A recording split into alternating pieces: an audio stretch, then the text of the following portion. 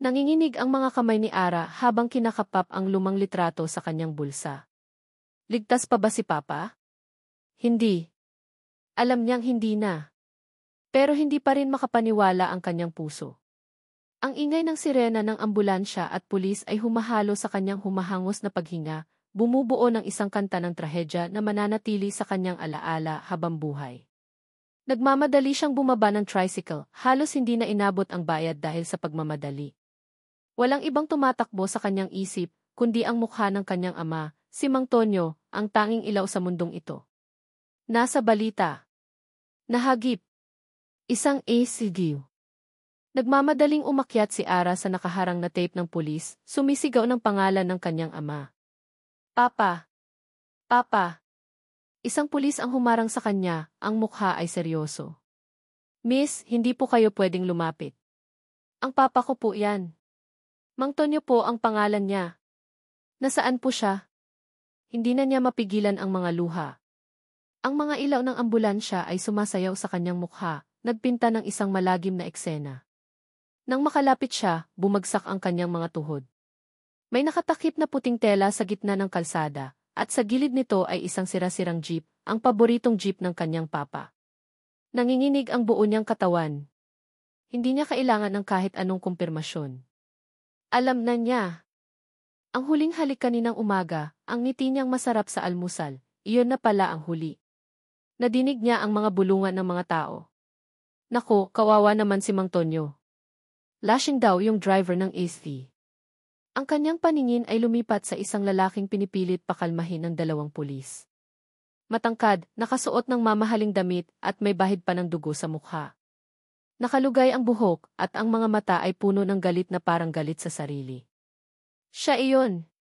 Siya ang dahilan kung bakit wala na ang kanyang papa. Nadinig niya ang isang pulis na nagsabi, Javier Stanyo, ikaw ay inarestado sa kasong homicide dahil sa pagmamaneho ng lasing at pagkabangga. Javier Stanyo. Ang pangalang iyon ay gumuhit ng apoy sa puso ni Ara. Ang kamatayan ng kanyang ama ay may pangalan na. Ang galit ay unti-unting pumalit sa labis na kalungkutan. Gusto niyang sugurin ang lalaking iyon, gustong iparamdam sa kanya ang sakit na nararamdaman niya, ang pagkasira ng kanyang mundo. Pero ang mga kamay ng pulis ay mahigpit na nakahawak sa kanya. Bitawan niyo ako. Demonyo ka, sigaw niya, ang boses ay basag na. Dahil sa'yo, wala na ang papa ko. Papatayin kita. Naramdaman niya ang isang kamay sa kanyang balikat. Paglingon niya, isang lalaking kasing tangkad ni Javier, pero mas malinis tingnan, may maamong mukha pero may matinding lungkot sa mga mata, ang nakatayo sa likod niya. Miss, I'm so sorry for what happened, sabi nito, ang boses ay mahinahon, ngunit puno ng paghati. Ako po si Marco, kuya po ako ni Javier. Marco Stanyo. Isa pa. Sila pala ang mga demonyong sumira sa buhay niya. Wala kang pakiusap na magpapatawad sa'yo, sigaw niya, itinaboy ang kamay nito. Kasalanan din ng pamilya mo to. Kung hindi niyo tinolerate ang pagiging lasinggero ng kapatid mo, buhay pa sana ang papa ko. Tinangka ni Marco na magsalita muli, ngunit tinalikuran na siya ni Ara. Ang kanyang puso ay puno ng kirot at put. Hindi na siya makahinga. Ang imahe ng kanyang ama sa ilalim ng puting tela, at ang nakabuntot na anino ng pangalan ni Javier Stanyo, ang tanging nakikita niya. Ang sumunod na mga araw ay isang malabo na bangungot. Ang burol ni Mang Tonyo sa kanilang maliit na bahay sa Santa Mesa ay puno ng mga kaibigan at kapitbahay, lahat ay nagluluksa at nagbibigay ng pakikiramay. Ngunit sa kabila ng lahat ng tao, ramdam ni Ara ang matinding kalungkutan at pag-iisa. Wala na ang kanyang tanging pamilya, ang kanyang sandigan. Ara, kumain ka naman kahit kaunti, malumanay na sabi ni Ate Celia, ang matalik na kaibigan ng kanyang ina at parang ikalawang ina na niya. Hindi ka pa kumakain mula kahapon. Hindi po ako gutom, ate, sagot ni Ara, ang mga mata ay nakatitig sa kabaong ng kanyang ama. Gusto niyang bumalik ang lahat sa dati. Gusto niyang magising mula sa masamang panaginip na ito.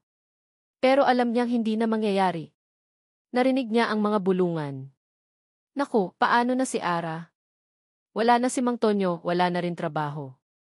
Ang laki pa naman ng utang nila sa ospital noong nagkasakit si Mang Tonyo dati. Ang mga salitang ito ay parang mga kutsilyong tumutusok sa puso niya. Ang bigat ng responsibilidad ay bumagsak sa kanyang mga balikat. Gabi na. Nag-iisa si Ara sa tabi ng kabaong ng kanyang ama. Hinawakan niya ang malamig na kamay nito, ang kamay na nagtrabaho ng husto para sa kanya, ang kamay na nagturo sa kanya kung paano maging matatag. Papa, pangako ko po, hindi ko po hahayaan na walang katarungan ang pagkamatay mo, bulong niya, ang luha ay dumadaloy sa kanyang pisngi. Pangako po, Papa. Pagbabayaran nila ang ginawa nila sa iyo. At doon, sa gitna ng kanyang kalungkutan, isang anino ang tumayo sa pintuan. Hindi ito isa sa mga kapitbahay. Nakita niya ang isang pamilyar na figura. Si Marco Stanyo. Nakasuot ng itim na suit, may dalang isang malaking basket ng bulaklak na puti, simbolo ng pakikiramay. Bakit nandito pa rin siya? Lalong umigting ang galit ni Ara. Ito na ba ang paghihiganti? Ang pagpapakitang tao? Tumayo si Marco sa harap niya, ang mga mata ay diretso sa kanya, puno ng pagod at pighati. Ara, tawag niya, ang boses ay halos pabulong. Kailangan nating mag-usap. Ang bulaklak ay binaba niya sa tabi ng kabaong. Pagkatapos, sa isang paggalaw na hindi inaasahan ni Ara, lumuhod si Marco sa kanyang harapan. Ang kanyang mga mata ay nakatingin sa kanya, may matinding determinasyon. Alam kong galit ka sa akin, sabi ni Marco. At may karapatan ka. Hindi ko mababalik ang papa mo. Pero may paraan para mabayaran ang lahat ng ito. Inilabas niya ang isang maliit na sobre mula sa kanyang bulsa. Gusto kong pakasalan ka, Ara. Nagulat si Ara. Ang kanyang mga mata ay lumaki sa pagkabigla. Ang buong mundo niya ay tila tumigil. Ang mga salita ni Marco ay umalinggaw sa kanyang tenga, tila kidlat sa gitna ng madilim na gabi. Pakasalan? Ang anak ng pamilyang sumira sa buhay niya? Ito ba ang bagong uri ng pagpapahirap? Ano, halos hindi niya masabi, ang kanyang boses ay nanginginig. Nababaliw ka ba? Ang mga mata ni Marco ay seryoso, walang halong biro. Pakasalan mo ako, Ara. At babayaran ko ang bawat patak ng luha mo. Babayaran ko ang buhay ng papa mo. Bibigyan kita ng katarungan. Ito ang paraan para mapatawad mo kami. Nanatili si Ara sa kinatatayuan niya, ang mga mata ay nakatitig kay Marco na nakaluhod pa rin sa harap niya. Ang mga salitang ipakasalan mo ako ay patuloy na umalinggaw sa kanyang isip, nagbibigay ng sakit sa ulo at pagkalito. Pakasalan? Siya. Ang babaeng punong-puno ng galit sa pamilya nito. Tumayo ka dyan, mariin niyang utos, ang boses ay nanginginig sa puot. Ano ba sa tingin mo ang ginagawa mo? Niloloko mo ba ako? Tumayo si Marco, ang kanyang mukha ay seryoso. Hindi ako nagbibiro, Ara. Ito ang tanging paraan para maibsan ang kasalanan ng kapatid ko. Ibibigay ko sa iyo ang lahat ng katarungan at kompensasyon na kailangan mo. Katarungan? Kompensasyon, tumawa si Ara, isang mapait na tawa. Ang buhay ng papa ko. May presyo ba yan? Wala akong pakialam sa pera mo. Ang gusto ko ay katarungan, hindi ang pagpapakitang tao niyo. Alam kong mahirap intindihin, sagot ni Marco, ang kanyang mga mata ay nananatiling matatag. Pero isipin mo, Ara. Paano ka makakakuha ng hustisya laban sa isang pamilyang tulad namin? Alam mo bang may pera, may kapangyarihan ang pamilya Stanyo? Pero kung magiging asawa kita, mas magiging madali ang lahat. Mula sa loob. Natigilan si Ara. Mula sa loob. Ang ideyang iyon ay pumasok sa kanyang isip, tulad ng isang tinik na tumusok sa kanyang puso. Ang pagpasok sa pugad ng kalaban. Ang pagkuha ng impormasyon. Ang paghahanap ng katarungan mula sa mismong pinagmulan ng problema. Ngunit ang pagpapakasal sa anak ng taong sumira sa buhay niya. Isa itong kahihiyan. Wala akong pakialam, ulit niya, pilit na pinatigas ang kanyang puso. Umalis ka na, Marco. Hindi ko kailangan ang awa mo. Ngunit hindi umalis si Marco. Sa halip, hinawakan niya ang kamay ni Ara. Hindi ito awa, Ara. Ito ay pagkakataon. Para sa'yo. Para sa pamilya mo. Hindi mo kailangang mahirapan mag-isa. Tutulungan kitang mahanap ang sagot sa likod ng nangyari sa papa mo. Binitiwan ni Ara ang kamay niya at tumakbo palayo. Lumabas ng bahay at nagtago sa likod ng sementeryo na nasa gilid lamang ng kanilang barangay. Doon, sa harap ng puntod ng kanyang ama, bumagsak siya at umiyak ng umiyak. Ang alok ni Marco ay nakakasuklam, pero may maliit na bahagi ng kanyang isip ang nagsasabing ito ang tanging pag-asa niya. Ang utang sa ospital. Ang gastusin sa burol. Ang kanyang kapatid na nag-aaral pa. Paano na sila? Wala na ang kanilang pinagkukunan ng kita. Niyakap niya ang lapida ng kanyang ama. Papa, ano po ang gagawin ko? Patawarin niyo po ako kung gagawin ko ang bagay na ito. Kinabukasan, lumubog sa matinding kalungkutan ang bahay ni Ara matapos mailibing si Mang Tonyo. Ang tawa at saya ay napalitan ng katahimikan at pangungulila. Si Ara, na siyang nag-iisang natitirang magulang para sa nakababata niyang kapatid, ay nakaramdam ng matinding bigat sa kanyang dibdib. Kailangan niyang maging malakas para kay Aling Nena, ang kanyang tiyahin na may sakit, at para sa kanyang kapatid. Umupo siya sa silya sa kusina, nakatitig sa lumang mesa kung saan dati silang nagsasalo-salo ng kanyang ama. Wala nang bibili ng mga paborito niyang pagkain. Wala nang magkukwento ng mga nakakatawang karanasan sa trabaho. Wala na. Ara, kumain ka na, malumanay na sabi ni Ate Celia, habang inilalagay ang isang pinggan ng kanin at isda sa harap niya. Kailangan mong magpalakas. Napayuko si Ara. Hindi ko po kaya, ate. Parang wala na akong gana sa lahat. Umupo si Ate Celia sa tabi niya at hinagod ang kanyang likod. Alam kong masakit, anak. Pero kailangan mong maging matatag. Para sa pamilya mo. Pero paano, ate? Paano ako magiging matatag kung pakiramdam ko, wala na akong lakas? Ang dami pa nating utang. Wala na si Papa. Paano na kami? Nagsimula na namang pumatak ang mga luha sa kanyang mga mata. May pera ka ba, Ara? Tanong ni Ate Celia, ang boses ay puno ng pag-aalala. Hindi naman sa pinangungunahan kita, pero ang hirap ng buhay ngayon. Lalo na't wala na si Mang Tonyo. Ang mga salita ni Ate Celia ay parang malamig na tubig na ibinuhos sa kanya. Ang realidad. Ang kanyang galit ay hindi makakabayad ng utang, hindi makakapagpakain sa kanila, at hindi makakapagpaaral sa kanyang kapatid. Ang alok ni Marco, kahit gaano pa ito kasakit at nakakababa ng sarili, ay nagbigay sa kanya ng isang munting kislap ng pag-asa. Ate, may inaalok sa akin si Marco Stanyo. Nagsimula siyang magkwento, ang kanyang boses ay mahina. Gusto niya akong pakasalan, kapalit ng kompensasyon at tulong sa paghahanap ng katarungan para kay Papa. Nanlaki ang mga mata ni Ate Celia. Pakasalan? Ang anak ng taong pumatay sa ama mo. Hindi ko rin po alam, ate. Pero kailangan ko bang tanggapin? Tanong ni Ara, puno ng pagdududa. Parang dinuduraan ko ang pagkamatay ni Papa kung gagawin ko iyon. Hinawakan ni Ate Celia ang kanyang kamay. Hindi mo dinuduraan ang pagkamatay ng ama mo, Ara. Iniisip mo ang kapakanan ng mga buhay pa. Kung iyan ang tanging paraan at kung makakatulong iyan para malaman mo ang totoo, bakit hindi? Ang importante, malaman mo ang buong katotohanan. Ang mga salita ni Ate Celia ay nagbigay ng kaunting linaw sa kanyang nalilito na isip. Ang katarungan. Ito ang pinakamahalaga. Kung ang pagpapakasal kay Marco ay ang magiging susi sa pagtuklas ng mga lihim, kung ito ang paraan para malaman niya ang buong katotohanan sa likod ng pagkamatay ng kanyang ama, handa siyang gawin ito. Bumangon si Ara at lumabas ng bahay. Nakaapak ang kanyang mga paa sa malamig na semento, ang hangin ay presko sa gabi. Huminga siya ng malalim, pilit na pinapakalma ang kanyang sarili. Ang pagdedesisyon na ito ay hindi para sa pag-ibig. Ito ay para sa paghihiganti. Ito ay para sa katarungan. Kinuha niya ang kanyang cellphone, ang lumang cellphone na binili pa ng kanyang ama. Hindi niya alam kung saan niya kinuha ang lakas, ngunit nag-dial siya ng numero. Ang numero ni Marco.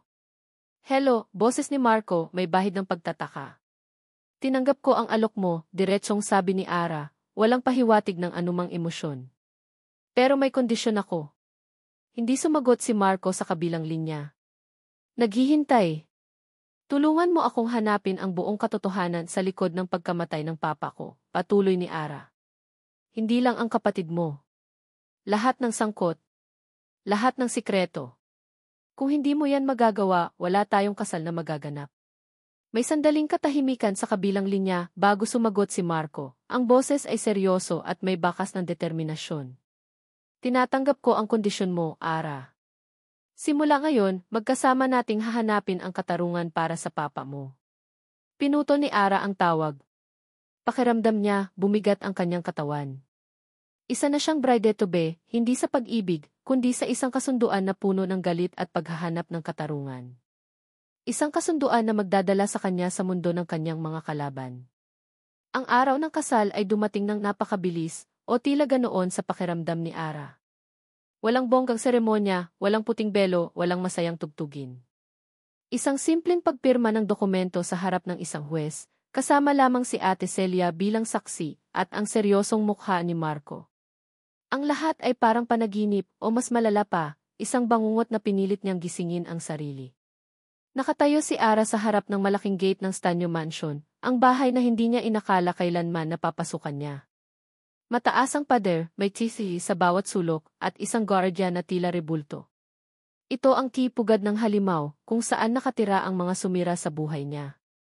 Hawak niya ang lumang bag na naglalaman ng ilang gamit niya, ang tanging koneksyon niya sa dating buhay. Handa ka na ba? Tanong ni Marco, ang boses ay kalmado, pero may bakas ng pag-aalala sa kanyang mga mata. Tumango si Ara, kahit ang puso niya ay kumakabog ng malakas. Kung ito ang paraan para makuha ko ang hustisya. Bumukas ang gate, at doon nagsimula ang kanyang paglalakbay sa mundo ng mga Stanyo. Isang malawak na hardin ang bumungad sa kanila, punong-puno ng mga halaman at bulaklak na hindi niya alam ang pangalan. Ang hangin ay amoy mamahaling pabango at alikabok ng lumang yaman. Pagpasok nila sa loob ng mansyon, bumungad sa kanya ang isang malaking sala na may matataas na kisame at mga antike na palamuti. Para siyang nasa museo, hindi sa isang tahanan. Marco, nandito ka na pala, isang matigas na boses ang pumutol sa katahimikan. Nakita ni Ara ang isang matandang lalaki na nakatayo sa tuktok ng hagdan, nakatingin sa kanila ng may pagkasuklam. Si Don Ramon Stanyo, ang ama ni Marco at ang ulo ng pamilya.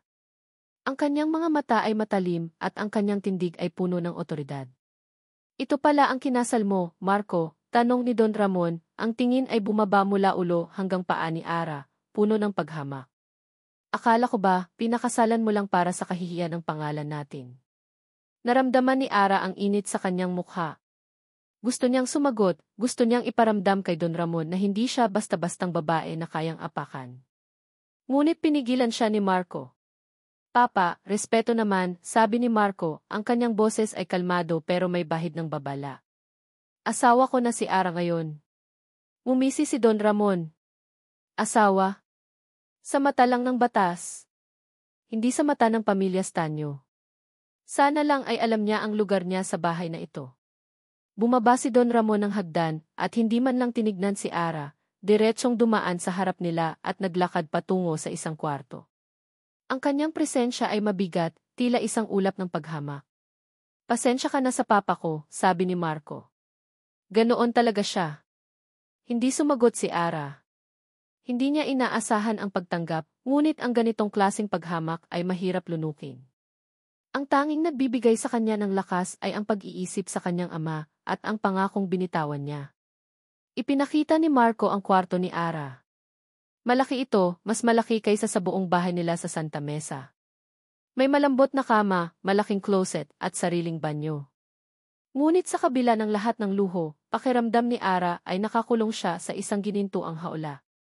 Kung may kailangan ka, sabihin mo lang sa mga katulong, sabi ni Marco. Magpapahinga na ako. Nang makalabas si Marco, iginala ni Ara ang kanyang paningin sa buong kwarto. Hindi siya sanay sa ganitong kalaking espasyo. Ang katahimikan ay nakakabingi. Pakiramdam niya, nag-iisa siya sa isang napakalaking bahay na puno ng mga lihim.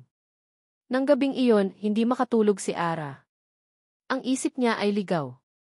Naglakad siya palibot sa mansyon, pilit na inaalala ang bawat pasikot-sikot. Nakarating siya sa isang kwarto na may nakasarang pinto. Nakarinig siya ng ingay mula sa loob. Tila may nagtatalo.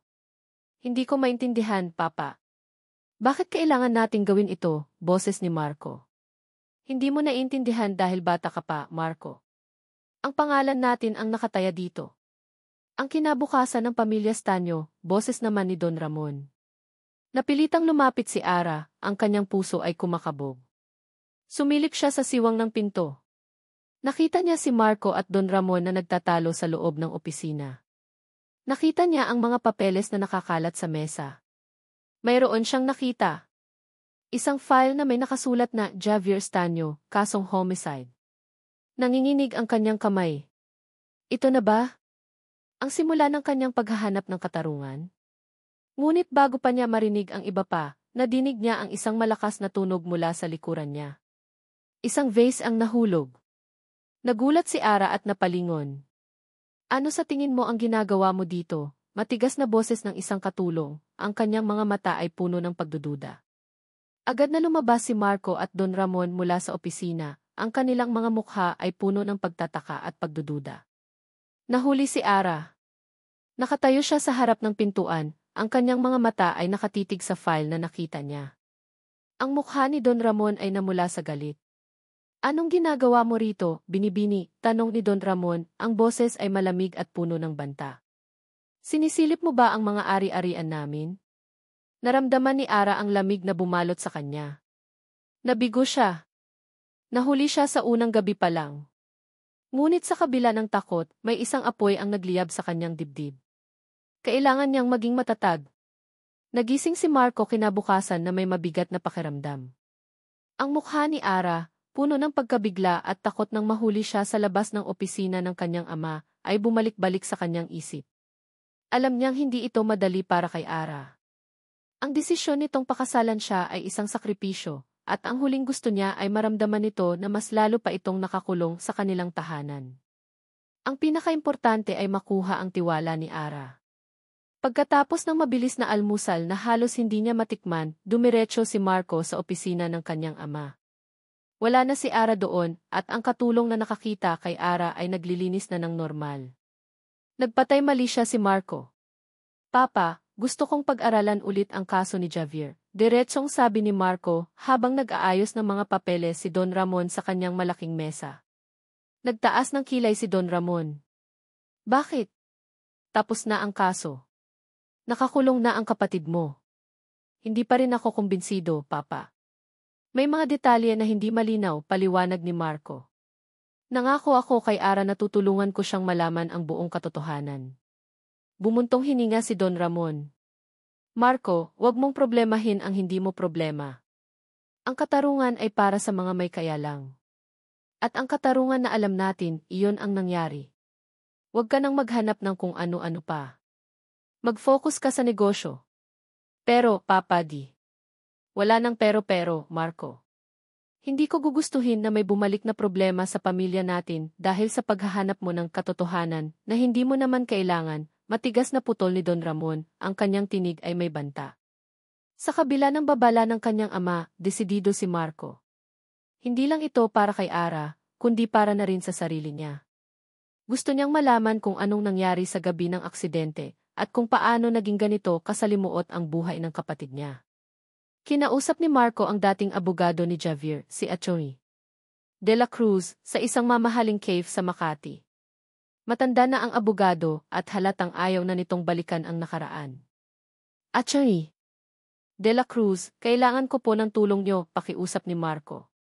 Gusto kong malaman ang lahat ng detalye tungkol sa kaso ni Javier. Bumuntong hininga ang abogado. Naku, Marco. Tapos na yan. Sarado na ang kaso. May mga bagay lang po akong hindi maintindihan, giit ni Marco. Gusto ko pong makita ulit ang mga dokumento, lalo na ang report ng investigasyon at ang mga testimonya ng mga nakasaksi. Nag-alinlangan si Atty. De la Cruz, ngunit sa huli ay pumayag din, sige, Marco. Ipapadala ko sa iyo ang mga kopya. Pero mag-ingat ka. May mga bagay na mas mabuting hindi na lang malaman. Nang makatanggap si Marco ng kopya ng mga dokumento, sinimulan niya itong basahin ng maingat. Ang report ng pulis, ang mga larawan sa crime scene, at ang testimonya ni Javier. Mayroon siyang napansin. Ang testimonya ni Javier ay tila pinilit at may mga bahagi na tila nawawala o hindi kumpleto. Ang mga larawan naman ng sasakyan ay hindi nagpapakita ng ilang anggulo. Para siyang may itinatago. Nagpasya si Marco na personal na puntahan ang lugar ng aksidente sa Santa Mesa. Pagdating niya doon, madilim na. Ang kalsada ay tahimik, tanging ang tunog ng mga kuliglig ang naririnig. Sinubukan niyang isipin ang nangyari. Ang bilis ng EV, ang jeep ni Mang Tonyo. Ang banggaan. Habang naglalakad siya sa gilid ng kalsada, may napansin siyang kakaiba. Sa ilalim ng isang puno, malapit sa pinangyarihan ng aksidente, may isang maliit na bagay na kumikislap. Kinuha niya ito. Isang maliit na silver locket, tila medalyon, ngunit walang chain. Hindi ito mukhang parte ng sasakyan. Hindi rin ito mukhang kay Mang Tonyo dahil mukhang mahal. Pero paano ito napunta doon? Ang locket ay may inukit na simbolo, isang kakaibang markang hindi niya pamilyar. Nang gabing iyon, dumalaw si Marco kay Javier sa kulungan. Nakita niya ang kapatid na payat, ang mga mata ay malalim at walang buhay. Javier, kumusta ka? Tanong ni Marco, may awa sa boses. Okay lang, sagot ni Javier, ang boses ay mahina. Bakit ka nandito? Pinag-aaralan ko ulit ang kaso mo. Niyaya ko ng kasal si Ara, diretsang sabi ni Marco. Nanlaki ang mga mata ni Javier. Kinasal? Kay Ara? Bakit? Hindi mo dapat ginawa yan, kuya. Hindi mo dapat ginawa. Para makuha ang tiwala niya. At para malaman natin ang totoo. Sabihin mo sa akin, Javier. Ano ba talaga ang nangyari noong gabing iyon, pakiusap ni Marco. May iba pa ba? Nanginginig si Javier. Wala na, kuya. Wala na. Lasing ako. Kasalanan ko. Hindi ako naniniwala, Javier. May nakita akong locket sa crime scene. At may pakiramdam ako na may inililihim ka, giit ni Marco. Narinig niya ang isang tinig mula sa likod. Marco, oras na para umalis. Isang gwardiya. Sabihin mo sa akin, Javier. Sino ang kasama mo? May ibang sasakyan ba? Desperadong tanong ni Marco. Ngunit umiling lang si Javier, ang mga mata ay puno ng takot. Wala, kuya. Wala. Huwag mo nang alamin. Delikado. Paglabas ni Marco sa kulungan, isang tawag ang kanyang natanggap. Si Don Ramon.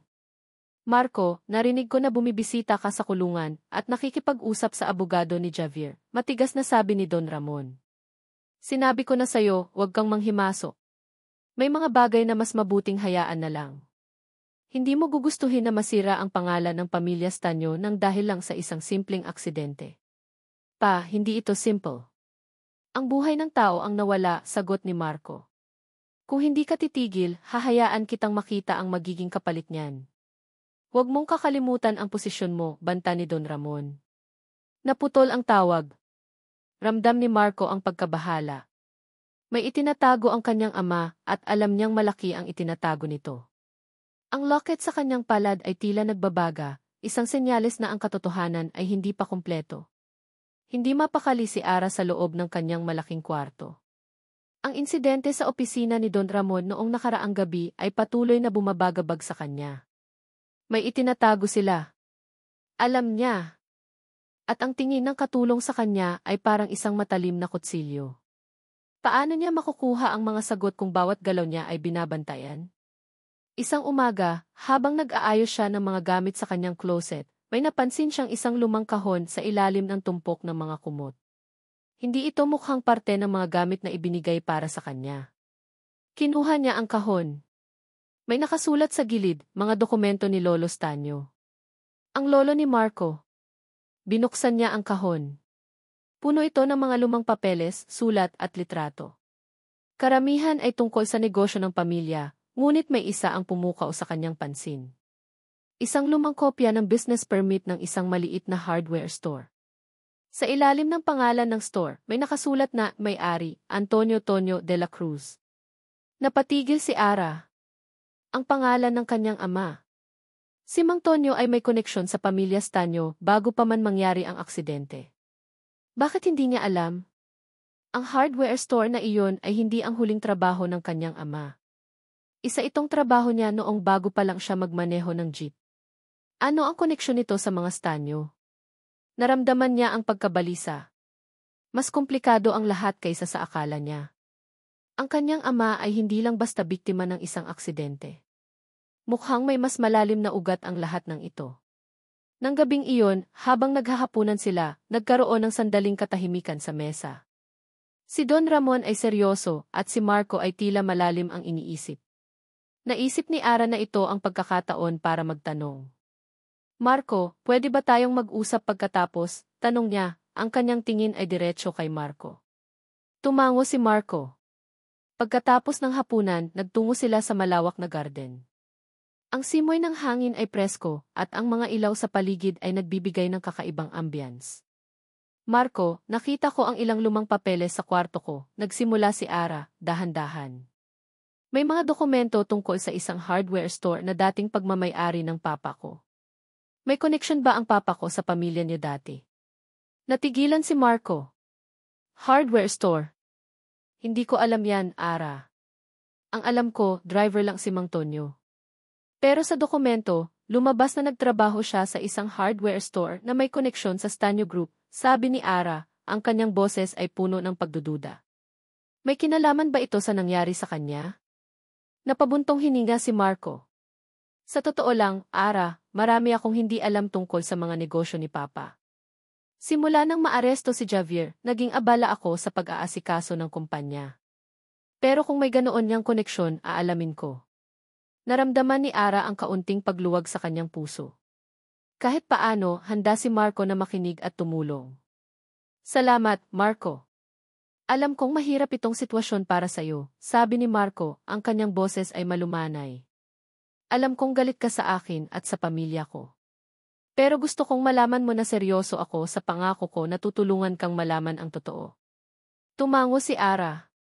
Ang gabi na iyon ang unang pagkakataon na naramdaman niya na hindi siya nag-iisa sa paghahanap ng katarungan. May kaunting init ang gumapang sa kanyang dibdib, isang kakaibang pakiramdam na matagal na niyang hindi naramdaman. Ilang araw ang lumipas. Habang naglalakad si Ara sa hallway, narinig niya ang mga katulong na nagbubulungan sa kusina. Kawawa naman si Binibining Ara, bulong ng isang matandang katulong. Hindi niya alam ang buong katotohanan sa likod ng pagkatao ni Don Ramon. Marami siyang tinatago. Nga. Kung alam lang niya kung anong ginawa ni Don Ramon noon, baka hindi na siya nagpakasal kay Sir Marco, sabi ng isa pa. Biglang tumahimik ang mga katulong nang mapansin nila si Ara. Lumabas si Ara at nagtanong, anong pinag-uusapan niyo? Natakot ang mga katulong at nagsimulang magpaliwanag na wala naman silang sinasabi. Ngunit ang mga salita nila ay tumatak na sa isip ni Ara. Maraming tinatago si Don Ramon. Kinabukasan, habang naglilinis ng library si Ara, aksidente niyang nahulog ang isang lumang photo album. Nang pulutin niya ito, may nakita siyang larawan na nakatiklop sa isang pahina. Isang larawan ni Mang Tonyo, kasama si Don Ramon at isang hindi pamilyar na lalaki.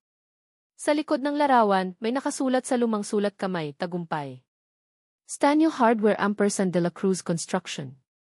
Ang petsa sa ilalim ay ilang taon bago pa man ipanganak si Javier. Nanginginig ang mga kamay ni Ara. Hindi lang pala basta koneksyon, kundi may kasaysayan pala ang kanilang pamilya. Ang A. de la Cruz na iyon, baka ito ang dating kasama ng kanyang ama sa hardware. Bakit hindi niya alam?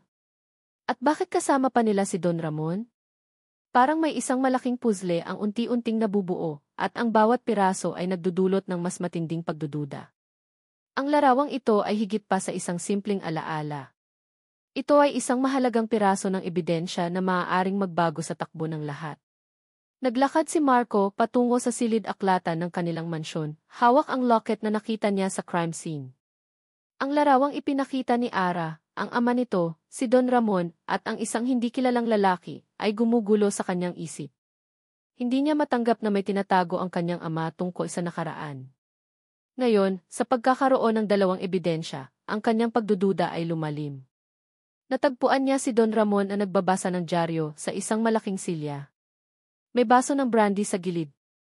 Ang hangin ay mabigat sa loob ng silid, puno ng amoy ng lumang papel at kapangyarihan.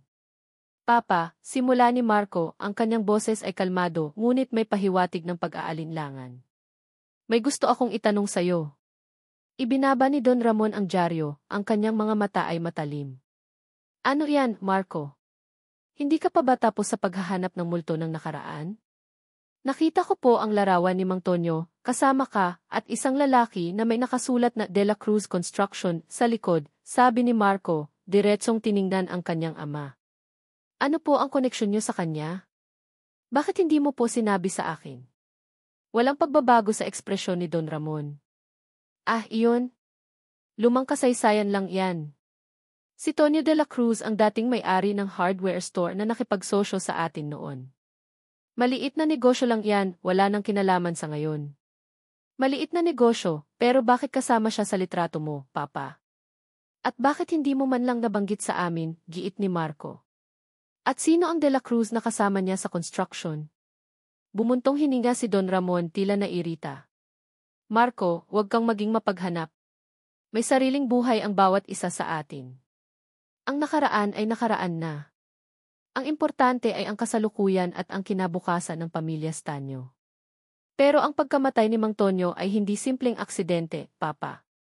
Pakiramdam ko, may mas malalim na dahilan, sabi ni Marco, ang kanyang boses ay puno ng pagkabahala. Alam mo ba ang tungkol dito? Nagtaas ng kilay si Don Ramon. Ano bang ibig mong sabihin? Si Javier ang may kasalanan. Nalasing siya. Ganoon kasimple. Bakit mo pa pinapakomplikado? Nakausap ko si Javier, Papa. May sinasabi siyang may naglagay ng kung ano sa inumin niya. At may nakita rin akong locket sa crime scene na hindi sa kanya, patuloy ni Marco, inilabas ang locket at ipinakita sa kanyang ama. Namutla si Don Ramon nang makita ang locket. Agad niyang kinuha ito mula sa kamay ni Marco, ang kanyang mga mata ay gulat. Saan mo nakuha yan? Tanong niya, ang kanyang boses ay nanginginig. Nawawala na yan. Saan mo nakuha? Sa crime scene, Papa. Hindi ko po yan nakita sa report ng pulis, sagot ni Marco, pinagmamasdan ang reaksyon ng kanyang ama. Ang reaksyon ni Don Ramon ang siyang nagpatibay ng kanyang hinala. May koneksyon ang locket na ito sa kanyang ama. Wala yan. Lumang bagay lang yan, mabilis na sabi ni Don Ramon, pilit na pinapakalma ang sarili. Ibigay mo sa akin yan. Ako na ang bahala rito. Kanino po yan, Papa? Ano po ang ibig sabihin ng simbolo na ito? Tanong ni Marco, hindi pa rin nawawala ang pagdududa. Biglang tumayo si Don Ramon, ang kanyang mga mata ay nanlilisik. Huwag kang magtanong ng kung ano-ano pa, Marco. Hindi mo dapat ginagambala ang kapayapaan ng pamilya. Kalimutan mo na yan. Umalis si Don Ramon, naiwan si Marco na puno ng pagkabahala. Ang reaksyon ng kanyang ama sa locket ay malinaw na nagpapahiwatig na may kinalaman ito sa kanya at sa kung anong nangyari kay Mang Tonyo. Ang unang pagdududa ni Marco ay naging isang matinding hinala. Kinabukasan, dinalaw ni Marco si Javier sa kulungan. Gusto niyang malaman ang lahat ng nalalaman nito, anuman ang mangyari. Javier, nakausap ko si Papa. Nakita niya ang locket na nakita ko, sabi ni Marco. Nanginginig siya. Alam kong may tinatago siya. Sabihin mo sa akin ang totoo. Napayuko si Javier. Kuya, ayaw kong pag-usapan yan. Delikado. Ano ba ang delikado, Javier? Ang buhay ng isang inosenteng tao ang nawala. At kung may naglagay ng kung ano sa inumin mo, kailangan nating malaman kung sino, giit ni Marco. Hindi ako titigil hanggat hindi ko nalalaman ang lahat. Nanginginig ang mga kamay ni Javier. Si Mang Ben siya ang nagbigay sa akin ng inumin noong gabing iyon. Sinabi niya na pang stress reliever daw. Si Mang Ben isang dating personal na driver ni Don Ramon na biglang nawala pagkatapos ng aksidente. Ito ang pangalan na sinasabi ng anonymous text message na natanggap ni Marco. Saan ko hahanapin si Mang Ben? Tanong ni Marco, ang kanyang boses ay puno ng pag-asa. Hindi ko alam, kuya. Pagkatapos ng aksidente, sinabi ni Papa na hindi na siya dapat makita pa, sagot ni Javier, ang kanyang mga mata ay puno ng takot. Kaya ako nag-iisa. Ayaw na ayaw ko nang alalahanin ang gabing iyon. Nang gabing iyon, nag-usap si Ara at Marco sa kanilang kwarto. Ikinuwento ni Marco ang nangyari sa pagitan niya at ng kanyang ama at ang pagtukoy kay Mang Ben. Kaya pala si Papa ay parang may itinatago, sabi ni Ara. Pero bakit niya gagawin yon? Ano ang kinalaman ni Mang Ben sa lahat ng ito? Hindi ko pa alam, Ara. Pero nararamdaman ko na malapit na tayo sa katotohanan, sagot ni Marco, ang kanyang boses ay puno ng pag-asa. Biglang may pumasok sa kwarto. Isang katiwala. Sir Marco, may naghahanap po sa inyo sa labas. Anonymous po ang tawag at sinasabing may importante raw po silang impormasyon na tungkol sa kaso ni Sir Javier. Nagkatinginan si Ara at Marco. Sino kaya ito? Isa ba itong kakampi o isa pang bitag? Kinabukasan, maaga pa lang ay kinatok na ni Ara ang opisina ni Marco. Ang misteryosong tawag noong nakaraang gabi ay bumabagabag sa kanya. Sino ang tumatawag? At ano ang impormasyong hawak nila? May pakiramdam siyang papalapit na sila sa isang malaking pagbubunyag. Marco, gising ka na ba? Tanong ni Ara, mahina. Lumabas si Marco, nakabihis na para umalis. Ara, may meeting ako sa labas. Pero bago yan, kailangan nating puntahan ang taong tumawag kagabi. Nagkasundo silang magkita sa isang liblib na coffee shop sa labas ng syudad. Ang daan ay bako-bako at ang lugar ay tila malayo sa sibilisasyon. Nararamdaman ni Ara ang kabang bumabalot sa kanya. Hindi siya sigurado kung ano ang kanilang madidiskubre. Nang makarating sila, nakita nila ang isang lalaki na nakaupo sa sulok, mukhang matanda na at may malalim na mga mata. Nagpakilala siya bilang si Mang Jose, dating katiwala sa isang lumang bahay bakasyonan ng pamilya Stanyo.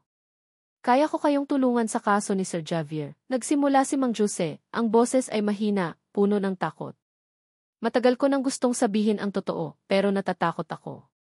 Ano po ba ang nalalaman niyo, Mang Jose? Tanong ni Marco, ang kanyang boses ay puno ng pag-asa. Nagsimulang magkwento si Mang Jose. Noong gabi ng aksidente, nasa bahay bakasyonan ako. Nakita ko si Sir Javier na lasing pero may kasama siyang ibang tao. Ang isang lalaki ay naglagay ng kung ano sa inumin ni Sir Javier at pagkatapos ay inutusan siyang umalis. Sinabihan pa si Sir Javier na huwag kang mag-alala, kami ang bahala. Pero hindi niya alam may masama silang balak. Nanlaki ang mga mata ni Ara at Marco. Sino po ang lalaking iyon? Tanong ni Ara. Si Mang Ben, Sir at Maam. Ang dating driver ni Don Ramon, sagot ni Mang Jose. Pero hindi lang siya basta driver. May mga koneksyon siya sa ibang tao, mga taong may malaking utang na loob kay Don Ramon. Ikinuwento ni Mang Jose kung paano niya nakita si Mang Ben na nagpaplano kasama ng ilang iba pang lalaki at kung paano niya narinig na pinag-uusapan nila ang ipagtuturo ng leksyon kay Mang Tonyo. Isang simpleng aksidente sana, ngunit naging isang sinadyang insidente upang baligtarin ang sitwasyon laban kay Javier. Bakit naman nila gagawin iyon kay Mang Tonyo? Tanong ni Ara, ang boses ay nanginginig sa galit. Kasi po, si Mang Tonyo ang nakadiskubre ng mga iligal na transaksyon ni Don Ramon sa construction company niya, na siyang inihalo sa Stanyo Hardware na dating pinamamahalaan ng lolo ninyo, Sir Marco, paliwanag ni Mang Jose. Gusto siyang patahimikin. At si Sir Javier ang ginamit nilang panakip-butas. Bumalik sila sa mansyon na may mabigat na pakiramdam. Ang katotohanan ay mas masakit kaysa sa inaasahan. Hindi lang si Javier ang may kasalanan. Si Don Ramon at si Mang Ben ang nasa likod ng lahat. Sa loob ng mansyon, habang nag-iisip si Ara at Marco kung paano nila haharapin ang kanilang ama, may nakita si Ara sa mesa ni Marco, isang lumang libro tungkol sa genealogy ng pamilya Stanyo. Dahil sa pagkabagabag, kinuha niya ito at sinimulang basahin. Nang makarating siya sa pahina tungkol kay Javier, nanigas ang kanyang buong katawan. Hindi siya makapaniwala sa nakita niya. Sa ilalim ng pangalan ni Javier, nakasulat ang adoption papers, date, isang petsa bago ipanganak si Javier. At sa tabi nito, may isang maliit na larawan ng isang babae na may napakalungkot na mga mata at isang nakasulat na pangalan sa likod, Elena, ina ni Javier. Hindi ito totoo. Si Javier ay hindi anak ni Don Ramon. Nang makita ni Marco ang putlang-putla niyang mukha, agad siyang lumapit. Ara, anong nangyari? Itinuro ni Ara ang pahina. Si Javier. Hindi siya anak ni Don Ramon. Nanlaki ang mga mata ni Marco. Agad niyang kinuha ang libro, ang kanyang mga kamay ay nanginginig. Binasa niya ang bawat salita. Hindi niya maintindihan. Paano nangyari ito? Bakit niya nalaman lamang ito ngayon? Impossible, bulong ni Marco. Nagloloko ba ito? Ngunit ang mga dokumento sa libro ay malinaw.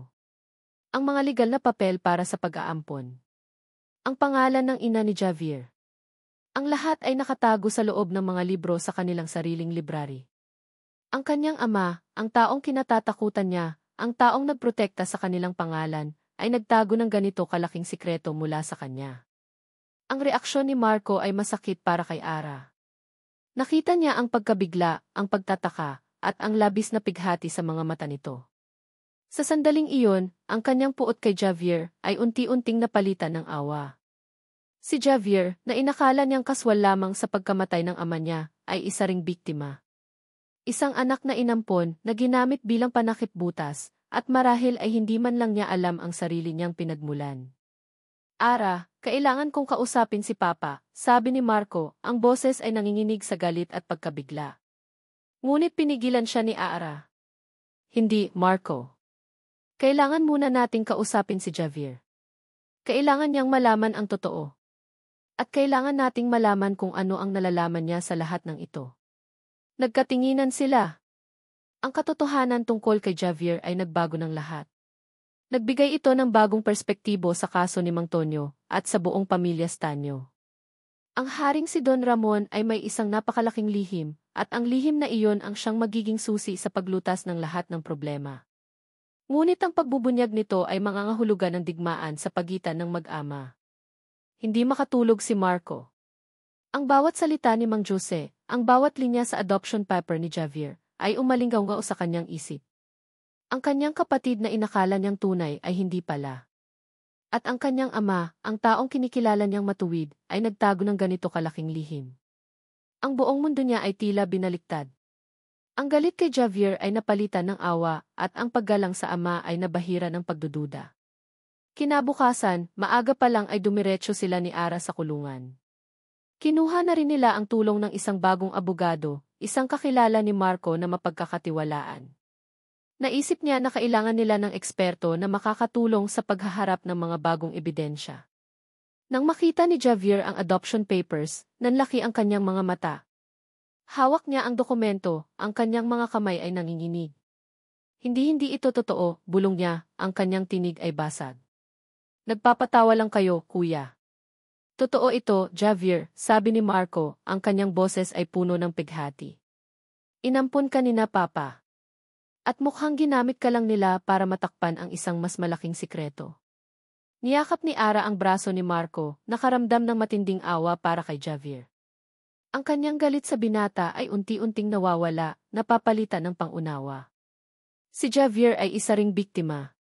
Nagsimulang umiyak si Javier. Kaya pala iba ang tingin ni Papa sa akin. Kaya pala palagi akong nalilito. Parang hindi ako nabibilang. Humikbi siya. Noong gabing iyon, matindi ang problema ko. Nawalan ako ng trabaho at nag-away kami ni Papa. Uminom ako ng uminom. Tapos, lumapit si Mang Ben, binigyan niya ako ng isang inumin. Sinabi niya na pampakalma daw. Pagkatapos nun, wala na akong maalala. Ang sumunod na alam ko, nasa istasyon na ako ng pulis. At sinabi ni Papa na huwag kong sabihin sa kahit sino ang nangyari. Na ako ang may kasalanan. Mang Ben ang naglagay ng kung ano sa inumin mo, Javier, tanong ni Marco. Tumango si Javier. At sinabi niya na, magmaneho ka lang, Javier. Huwag kang mag-alala. Kami ang bahala. Panigurado na mabibigyan ng leksyon ang mga umapak sa pamilya Stanyo. Nanginginig ang buong katawan ni Ara. Ang kanyang ama. Si Mang Tonyo. Siya ang umapak sa pamilya Stanyo. Siya ang target. At si Javier na isahan. Paglabas nila sa kulungan, agad na nag-research si Marco tungkol kay Mang Ben. Nalaman nilang dating katiwala ito ng Don Ramon, ngunit bigla itong nawala pagkatapos ng aksidente. May mga bulungan na may koneksyon si Mang Ben sa isang sindikato ng mga fixer, mga taong kayang mag-ayos ng mga kaso para sa mayayamang kliyente. Kailangan nating hanapin si Mang Ben, sabi ni Marco. Siya ang susi sa lahat ng ito. Ngunit hindi naging madali ang paghahanap kay Mang Ben para siyang multo na naglaho. Bawat bakas ay humantong sa wala. Samantala, lalong humigpit ang hawak ni Don Ramon sa kanila. Ipinagbawal nito ang paglabas ni Ara sa mansyon nang walang kasama, at tila binabantayan ang bawat galaw ni Marco. Isang gabi, habang naghahanap si Marco ng mga lumang dokumento sa opisina ng kanyang ama, pumasok si Don Ramon. Nakita niya ang locket na nasa mesa ni Marco. Hindi ka pa rin ba titigil sa paghahanap ng problema, Marco? Matigas na tanong ni Don Ramon. Hindi ko po titigilan hanggat hindi ko nalalaman ang buong katotohanan, Papa, sagot ni Marco, matatag ang kanyang boses. May kinalaman ba kayo sa pagkamatay ni Mang Tonyo? At bakit niyo po itinago ang tungkol kay Javier? Ngumisi si Don Ramon. Ang katotohanan ay masakit, Marco. May mga bagay na hindi mo dapat malaman. May utang na loob ako kay Mang Ben matagal na. Anong utang na loob, Papa? Huwag ka nang magtanong pa, sabi ni Don Ramon. Kung ipipilit mo ang paghahanap sa kanya, baka hindi lang buhay ng Mang Tonyo ang mawala. Isipin mo ang kaligtasan ni Ara. At ng pamilya mo. Ang banta ni Don Ramon ay tumagos sa buto ni Marco. Alam niyang hindi nagbibiro ang kanyang ama. Ang kaligtasan ni Ara ang pinakamahalaga. Ngunit paano niya ititigil ang paghahanap ng katarungan? Biglang nag-vibrate ang cellphone ni Marco. Isang text message mula sa isang hindi kilalang numero. Naglalaman ito ng isang larawan. Isang larawan ni Mang Tonyo, nakangiti, kasama si Mang Ben, sa harap ng isang construction site. Ang petsa sa larawan ay ilang linggo bago ang aksidente. Napatigil si Marco. Bakit magkasama si Mang Tonyo at Mang Ben? At bakit sa construction site? Alam niyang hindi konektado ang trabaho ni Mang Tonyo sa construction. Hindi ito basta-basta. Ang larawang ito ay nagpapatunay na may koneksyon si Mang Tonyo kay Mang Ben at ang koneksyon na iyon ay hindi simple. Nanginginig ang mga kamay ni Ara habang pinagmamasdan ang larawang ipinakita ni Marco. Si Mang Tonyo, ang kanyang ama, kasama si Mang Ben sa isang construction site. Ang bawat piraso ng puzzle ay unti-unting nabubuo, ngunit ang larawan ay mas masakit kaysa sa inaakala niya. Ang kanyang ama ay hindi lang biktima ng aksidente, posibleng kasama siya sa isang bagay na madilim. Marco, anong ibig sabihin nito? Tanong ni Ara, ang boses ay halos pabulong. Bakit kasama ni Papa si Mang Ben? At sa construction site pa? Umiling si Marco, ang kanyang mukha ay seryoso. Hindi ko pa alam, Ara. Pero nararamdaman kong malapit na tayo sa ugat ng lahat ng ito. Nagpasya silang harapin si Don Ramon. Ngayon na ang panahon. Hawak na nila ang sapat na ebidensya para idiin ang ama ni Marco. Hindi na ito maaaring itago pa. Naglakad sila patungo sa opisina ni Don Ramon, ang bawat hakbang ay mabigat at puno ng pag-aalinlangan. Nang makapasok sila, nakita nila si Don Ramon na nakaupo sa kanyang upuan, tila naghihintay na sa kanila. Alam kong may sasabihin kayo, sabi ni Don Ramon, ang kanyang tinig ay kalmado, ngunit may pahiwatig ng pag-aalala. Sige, sabihin niyo na. Inilapag ni Marco ang larawan ni Mang Tonyo at Mang Ben sa mesa. Papa, ano po ang kinalaman ng larawang ito sa pagkamatay ni Mang Tonyo? At bakit niyo po itinago ang lahat ng ito? Napabuntong hininga si Don Ramon. May utang na loob ako kay Mang Ben, maraming taon na ang nakalipas, siya ang nagligtas sa akin sa isang iskandalo sa negosyo. Kaya nang humingi siya ng pabor na tulungan si Javier, hindi ako nakatanggi. Pabor? Ang sadyain ang pagkamatay ng papa ko. At gamitin si Javier bilang panakipbutas, sigaw ni Ara, ang kanyang galit ay hindi na napigilan. Ito ba ang pagtanaw ng utang na loob? Hindi ko alam na aabot sa ganyan, Ara, paliwanag ni Don Ramon. Ang plano lang ay takutin si Tonyo. Gusto lang siyang patahimikin dahil masyado siyang maraming alam sa mga transaksyon sa ilalim ng lamesa sa construction company. Ang planong gawing lasing si Javier at imaneho ang sasakyan, iyon ay ideya ni Mang Ben para hindi kami madamay. Ang alam ko, may kukuha sa kanya sa kabilang kalsada. Hindi ko alam na may mangyayaring aksidente. Niyakap ni Marco si Ara nang makita niyang nanginginig ito. At ang locket, Papa? Anong koneksyon nito kay Mang Ben? Tanong ni Marco, ang kanyang boses ay nanginginig. Ang locket na iyan ay kay Mang Ben, sagot ni Don Ramon. Regalo ko sa kanya noong nagligtas siya sa akin. Hindi ko akalain na mahuhulog yan sa pinangyarihan ng aksidente.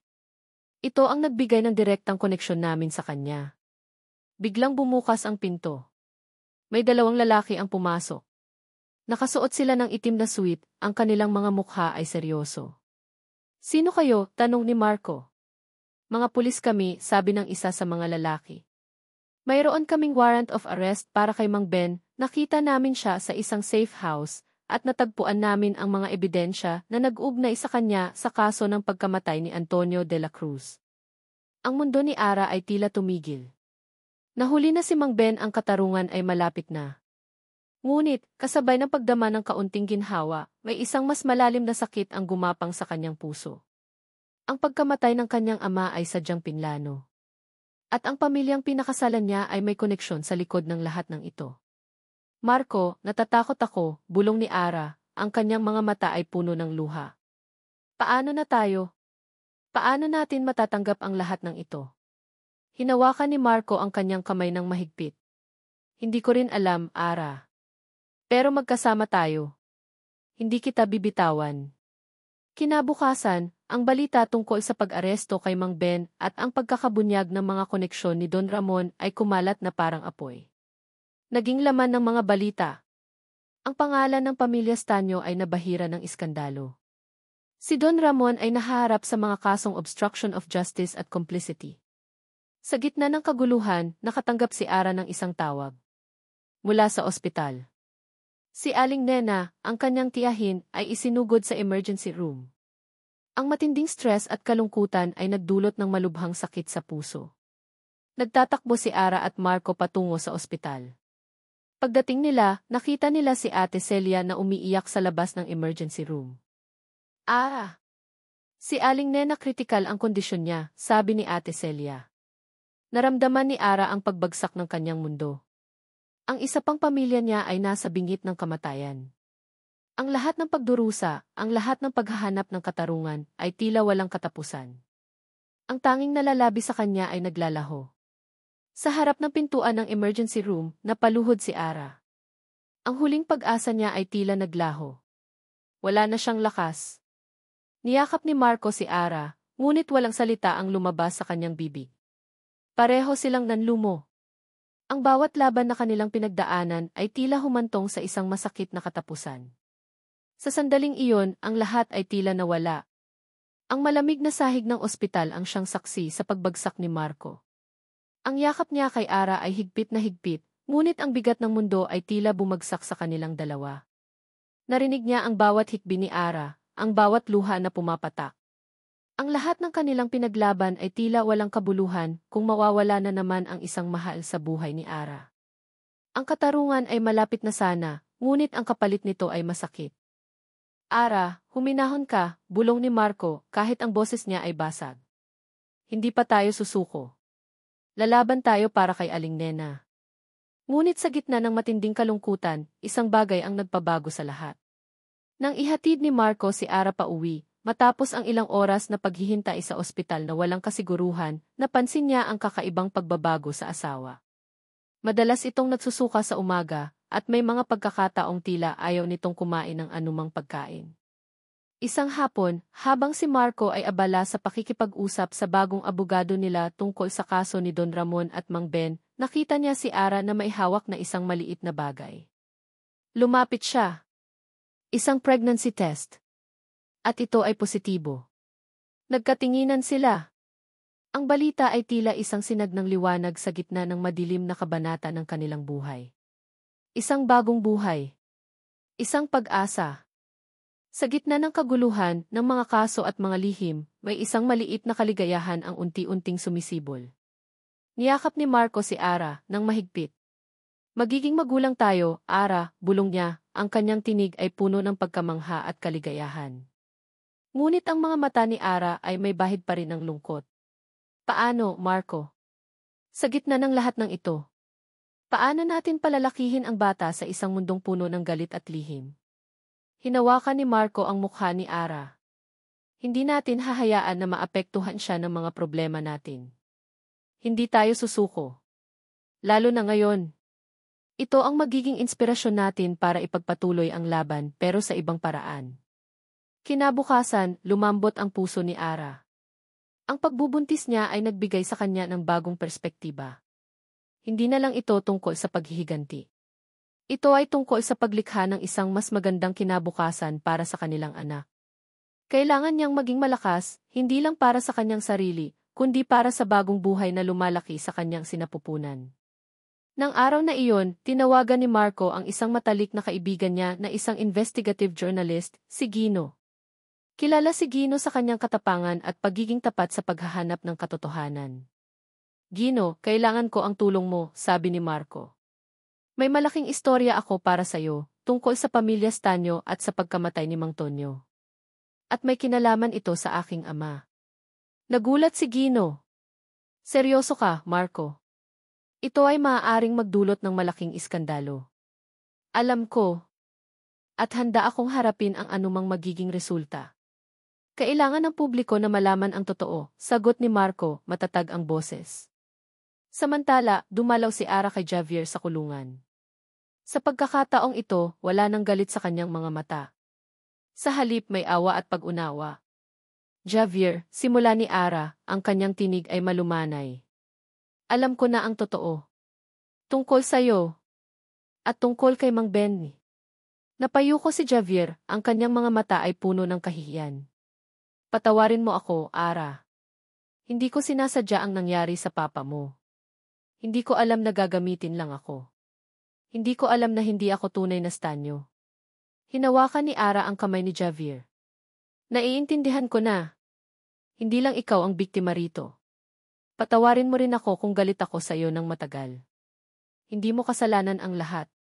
Ang pagpapatawad ni Ara kay Javier ay nagdulot ng kapayapaan sa kanyang puso. Ito ang simula ng kanyang pagpapalaya sa sarili mula sa pasanin ng galit. Nang gabing iyon, nagdaos sila ng isang maliit na hapunan sa bahay nila Ate Celia. Simple lang ang handa pero puno ng pagmamahalan. Sumama si Marco at sa pagkakataong ito, naramdaman ni Ara ang init ng pamilya na matagal na niyang hinahanap. Ikinuwento nila ang tungkol sa pagbubuntis ni Ara. Tuwang-tuwa si Ate Celia. Naku, Ara. Regalo iyan ng Diyos. Ito ang magbibigay sa inyo ng lakas para ipagpatuloy ang buhay. Sa gitna ng tawanan at kwentuhan, napansin ni Marco ang kanyang cellphone na nag-vibrate. Ito ay si Gino. Marco, mayroon na akong bagong impormasyon, sabi ni Gino, ang kanyang boses ay puno ng kaba. Nahanap namin ang isang taong nakakita kay Mang Ben na kinakausap si Mang Tonyo bago ang aksidente. At ang taong ito ay nagsasabing narinig niya ang kanilang pinag-uusapan. May koneksyon sila sa isang malaking proyekto sa construction na pinasok ni Don Ramon na may bahid ng korupsyon. Napatigil si Marco. Ang korupsyon sa construction. Ito ang missing piece. Ito ang tunay na motibo sa likod ng lahat. Sino ang taong iyon, Gino? Tanong ni Marco, ang kanyang puso ay kumakabog. Isang dating foreman sa isa sa mga proyekto ng Stanyo Group. Natatakot siyang lumabas dahil sa banta ng buhay niya. Pero handa siyang tumestigo, basta siguraduhin ang kaligtasan niya, sagot ni Gino. Mabigat ito, Marco. Sobrang bigat. Napatango si Marco. Handa sila. Ngayon na ang panahon para ilabas ang lahat ng katotohanan. Para kay Ara. Para sa kanilang anak. At para sa katarungan ni Mang Tonyo. Hindi mapakali si Ara habang naghihintay kay Marco. Ang balita tungkol sa bagong saksi ay nagbigay sa kanya ng panibagong pag-asa, ngunit kasabay nito ay ang matinding kaba. Alam niyang ang pagbubunyag ng lahat ng katotohanan ay nangangahulugan ng isang malaking laban at hindi siya sigurado kung handa silang harapin ito. Pero ngayon, mayroon na silang anak na ipaglalaban. Dumating si Marco, ang kanyang mukha ay seryoso. Ara, handa na tayo. Kakausapin natin ang saksi bukas, at pagkatapos, haharapin natin si Papa. Kinaumagahan, nagtungo sila ni Marco sa isang safe house na inihanda ni Gino. Dito nila nakilala ang dating foreman, si Mang Delphin. Mukha itong pagod at takot, ngunit desidido ring magsalita. Matagal ko nang gustong sabihin ang totoo, nagsimula si Mang Delphin, ang boses ay nanginginig. Nakita ko si Don Ramon at Mang Ben na nag-uusap tungkol sa pagdisiplina kay Mang Tonyo. Ayaw ni Mang Tonyo na makisali sa mga iligal na transaksyon sa proyekto ng Stanyo Group. Anong klaseng iligal na transaksyon po? Tanong ni Ara, ang kanyang puso ay kumakabog. Ghost projects, ma'am. Mga proyekto na naglalabas ng pera pero walang gawa, paliwanag ni Mang Delphin. Maraming pera ang nawawala at si Mang Tonyo ang nakahuli sa kanila. Paano po niya nahuli? Tanong ni Marco. Dahil po sa kanyang trabaho sa hardware. May mga materyales na binibili na hindi nagagamit sa site. Nang simulan niyang imbestigahan, nakita niya ang mga pekeng resibo at mga pekeng trabahador, sagot ni Mang Delphine. Doon siya nagsimulang magtanong-tanong at doon siya naging target. Ang galit ay muling bumalik sa dibdib ni Ara. Ang kanyang ama ay pinatay dahil sa kanyang katapatan. Dahil sa paghahanap niya ng tama.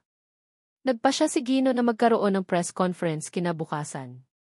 Ito ang magiging paraan para ilabas ang lahat ng katotohanan sa publiko, para hindi na makapagtago pa si Don Ramon.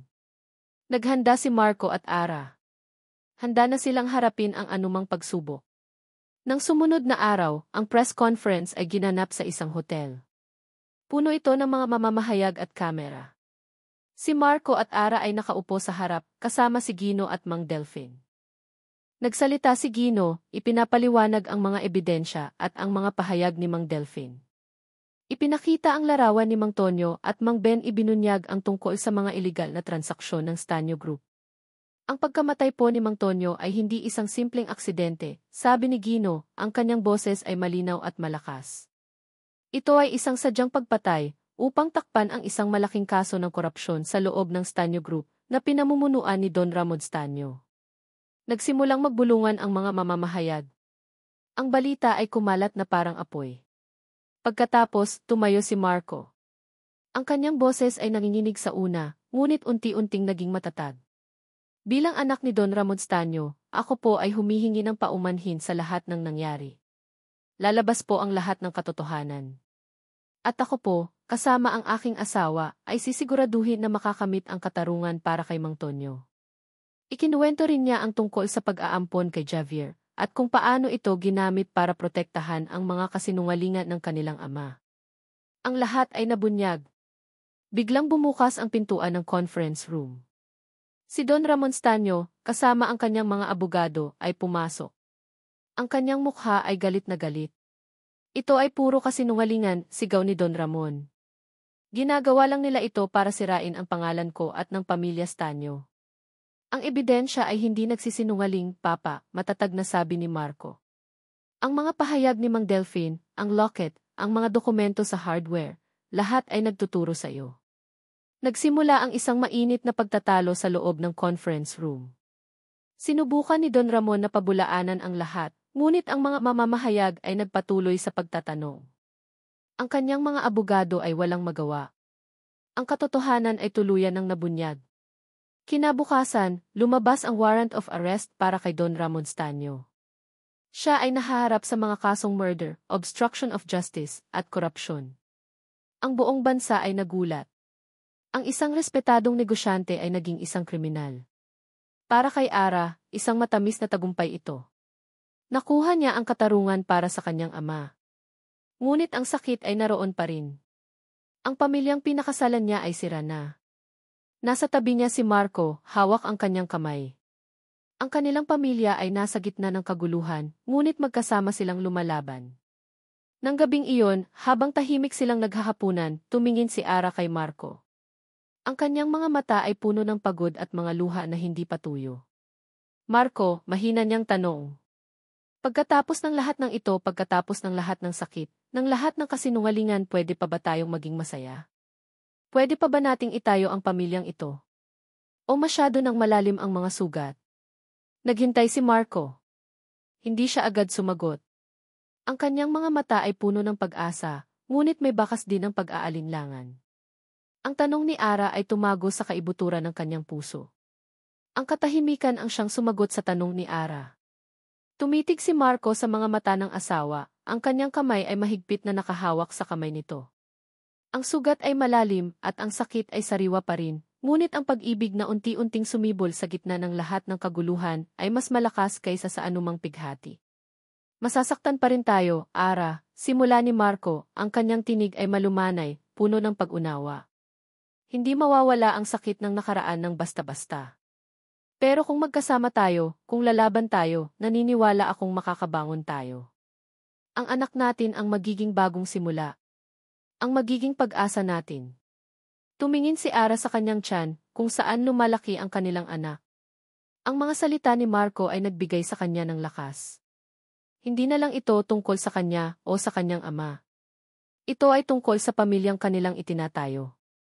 Isang pamilyang binuo sa gitna ng puot, ngunit pinalakas ng pag-ibig at pagpapatawad. Niyakap niya si Marco ng mahigpit, at sa sandaling iyon, alam niyang tama ang desisyon niya. Hindi magiging madali, ngunit magkasama silang haharap sa anumang pagsubok. Ilang taon ang lumipas. Ang mansyon ng mga Stanyo ay hindi na ganoon kalungkot. Napuno ito ng tawanan at mga tunog ng maliliit na paa. Si Ara at Marco ay biniyayaan ng 5 anak, bawat isa ay parang pagpapatunay sa kanilang muling pagbangon. Ang kanilang mga anak ay simbolo ng bagong simula, ng pag-asa, at ng pagpapatawad. Ang bawat isa ay may bahid ng Stanyo at De La Cruz, isang pagpapatunay na ang pag-ibig ay mas malakas kaysa sa anumang galit. Si Ara ay naging isang matatag na ina at isang inspirasyon sa kanyang komunidad. Hindi na siya nabubuhay sa puot. Sa halip, ginamit niya ang kanyang karanasan upang tulungan ang iba. Nagtatag siya ng isang foundation para sa mga biktima ng kawalang katarungan, at doon niya ipinagpatuloy ang legado ng kanyang ama. Si Marco naman ay namuno sa Stanyo Group, ngunit sa isang malinis at matapat na paraan. Inalis niya ang lahat ng bakas ng korupsyon na iniwan ng kanyang ama. Naging kilala siya bilang isang tapat at may integridad na negosyante. Ang locket na nakita niya sa crime scene ay nakasabit sa kanyang opisina, isang paalala ng nakaraang nagpabago sa kanila. Isang araw, habang naglalaro ang kanilang mga anak sa hardin, may dumating na bisita. Si Javier. Nakalabas na siya sa kulungan at nakabuo na ng bagong buhay para sa kanyang sarili. Mukha siyang matanda na at may bakas ng matinding pagsubok, ngunit ang kanyang mga mata ay puno na ng kapayapaan. Lumapit si Javier kay Ara, ang kanyang mga mata ay puno ng pagsisisi. Ara, salamat. Salamat sa pagpapatawad mo sa akin. At sa pagkakataon na makabawi. Ngumiti si Ara. Wala iyon, Javier. Alam kong biktima ka rin. Nagpapasalamat ako na narito ka ngayon. Niyakap ni Javier si Ara. Ang yakap ay puno ng pagpapatawad, ng pagtanggap at ng pag-asa. Ang dating galit at sama ng loob ay tuluyan ng naglaho. Samantala, si Don Ramon na nakakulong na ngayon ay nagbago. Sa loob ng kulungan, napagtanto niya ang kanyang mga pagkakamali. Nakatanggap si Marco ng sulat mula sa kanya, humihingi ng tawad. Ito ang simula ng pagpapatawad sa pagitan ng mag-ama. Hindi na sila tulad ng dati, ngunit may pag-asa pa rin para sa muling pagkabuo. Sa isang masarap na gabi, habang nakaupo si Ara at Marco sa kanilang balkonahe, pinagmamasdan ang mga bituin, hinawakan ni Ara ang kamay ni Marco. Sino ang mag-aakala, Marco, na sa gitna ng lahat ng puot, ay makakahanap tayo ng pag-ibig? Tanong ni Ara, ang kanyang mga mata ay puno ng kaligayahan. Ngumiti si Marco. Ito ang aral ng buhay, Ara. Na kahit sa pinakamadilim na panahon, may liwanag pa rin. At ang liwanag na iyon ay ang pag-ibig, ang pamilya, at ang kapatawaran. Niyakap niya si Ara. Sa kanilang tahanan, sa kanilang pamilya, matatagpuan ang kapayapaan at ang bagong simula. Ang puso na dating puno ng puot ay napalitan na ng pag-ibig, pag-asa, at pagpapatawad. Ang kanilang istorya ay isang patunay na kahit gaano pa kadilim ang nakaraan, ang hinaharap ay laging may pag-asa.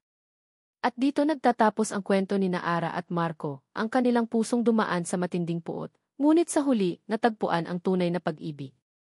Sa aming minamahal na mambabasa, maraming salamat po sa inyong paglalakbay na kasama kami sa bawat pahina ng kwentong ito. Hindi po madali ang aming pinagdaanan, at ganoon din po ang aming mga karakter na sina Ara at Marco. Sa bawat kabanata, kasama po ninyo kaming nagalit, nasaktan, umasa at umibig. Ang paglikha ng mundong ito, ng mga tauhang ito, ay isang emosyonal na biyahe para sa amin. May mga sandaling kami mismo ay nadala sa bigat ng sitwasyon, sa lalim ng galit at sa paghahanap ng katarungan. Ngunit sa gitna po ng lahat ng pagsubok, ang kwentong ito ay naglalayong magbigay ng pag-asa. Ipinapaalala nito sa atin na gaano man kadilim ang nakaraan, mayroon pa ring espasyo para sa pagpapatawad. Na ang pag-ibig ay kayang lampasan ang pinakamalalim na puot, at ang pamilya ay mananatiling pundasyon, anumang bagyo ang dumating. Ang kwento ni Ara at Marco ay patunay na ang kapatawaran ay hindi lamang para sa iba, kundi para na rin sa ating sarili, upang makalaya mula sa tanikala ng nakaraan at makapagsimula ng isang bagong kabanata.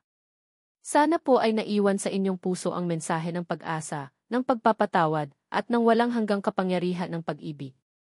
Nais po naming marinig ang inyong mga saloobin, ang inyong mga damdamin, matapos ninyong basahin ang kwentong ito. Maraming salamat po muli sa pagiging bahagi ng aming paglalakbay. Hanggang sa muli!